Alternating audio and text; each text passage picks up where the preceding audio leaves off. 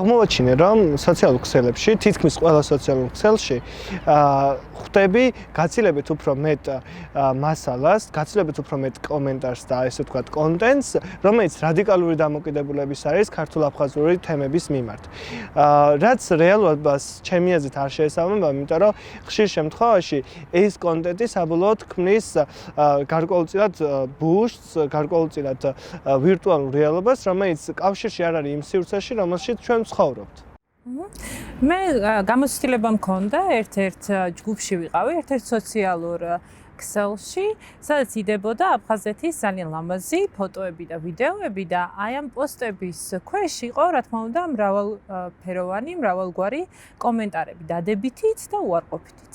უარყოფითი კომენტარები გამოირჩეოდა განსაკუთრებული რადიკალიზმით და შეიცავდა სიძულვილის ენას. და მე ვფიქრობდი, ქონდა თუ არა აზრი, რაიმე რეაქცია მქონოდა ამ კომენტარებზე და მივხვდი, რომ ამ კომენტარების ავტორებისთვის არანაირი მნიშვნელობა არ აქვს ალბათ. შვიდობიანად ამ საკითხის მოგვარებას, მათ არ აინტერესებთ დიალოგი და უბრალოდ გადასულები არიან მტკიცებით ფორმაში საუბარზე. და ავირჩიე ესეთი გზა, რომ დავტოვე ჯგუფი, ეს იყო ჩემი რაღაცა ჩუმი პროტესტი ამ ყველაფრის მიმართ.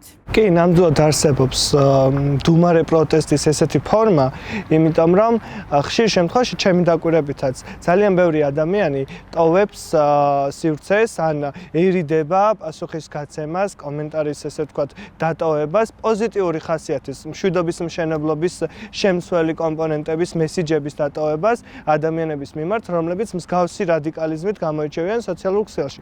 რაც საბოლოოდ ქმნის გარკვეულწილად ბევრი სახის და დამოუკიდებელ და ბევრი სახის სხვადასხვა მასალას, კონტენტს, რომელიც რადიკალური შინაარსისაა და არ არსებობს მეორე მხარე, რომელიც ამბობს, რომ იცით რა, მშვიდობის მშენებლობა და მშვიდობის მშენებლობის პროცესი ჩვენთვის გაცილებით უფრო მნიშვნელოვანია. არა და ჩემი გამოცდილებით ესეთი პოზიციის ადამიანები უფრო მეტნი არიან რეალურად სივრცეში.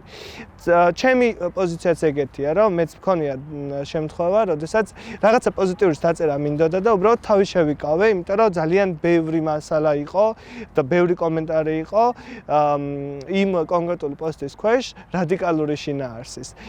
და ხშირ შემთხვევაში პოზიტიური ვისაც უნდა რომ იყოს, შემოვიფარგლებით ხოლმე ლაიქით ან გაზიარებით, რაც საბოლოოდ ვფიქრობ, რომ არ არის საკმარისი, იმიტომ რომ იმდენად ბევრი და იმდენად დიდია მასალა რადიკალური შინაარსების, რადიკალური სახის კომენტარების, რომ საბოლოოდ იქნება აი სწორედ ის ცრუ სივრცე, მატყუარა სივრცე, რომელიც ერთი შეხედვით გვეუბნება, რომ იცი რა, ნახე აქ ყველა ესე ფიქრობს.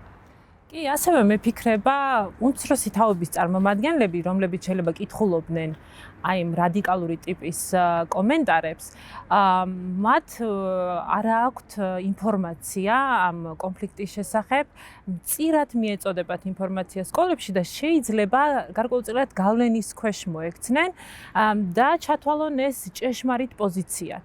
შეიძლება უმცროსი თაობის წარმომადგენლები მომავალში იგივე ტიპის კომენტარების წერით შემოიფარგლონ, რაც ჩემი აზრით ნამდვილად არ შედის ჩვენს ინტერესებში.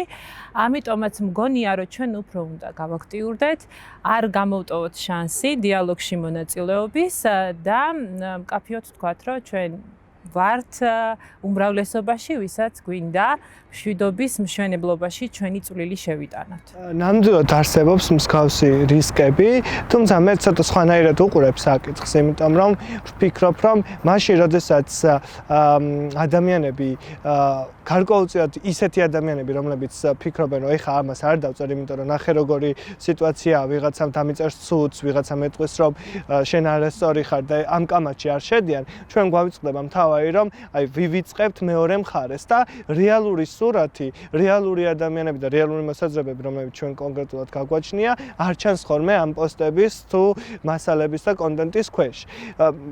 და საბოლოოდ იქნება ესეთი ამბავი, რომ ყველა სოციალურ ქსელში, მათ შორის ისეთ სოციალურ ქსელებში, რომელიც პირდაპირ არ არის დაკავშირებული განხილვებთან და ფორუმებთან, ხო?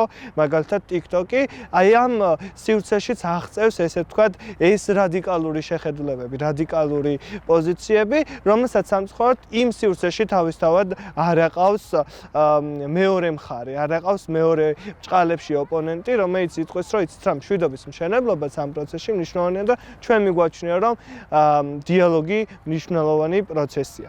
საბოლოოდ მეც ვფიქრობ, რომ მათ შორის მეც უნდა დავიწყო პოსტებზე კომენტარების წერა. მათ შორის იმ შეხედულებების და იმ პოზიტიური ხედვების, რომელიც აი ამ პროცესთან მიმართებით მე მაქვს, იმიტომ რომ ჩემი დაკვირებითაც, ჩემს ვოლზეც, Facebook-ზეც, სხვა სოციალურ ქსელებშიც ხვდები ხოლმე ძირითადად ნეგატივს და თავს ვიკავებ ხოლმე, შემოვიფარგლები ან დისლაიკით, ან ლაიკით, რომელიც ძალიან მცირე ნაბიჯი არის პოზიციის გამოხატვისთვის.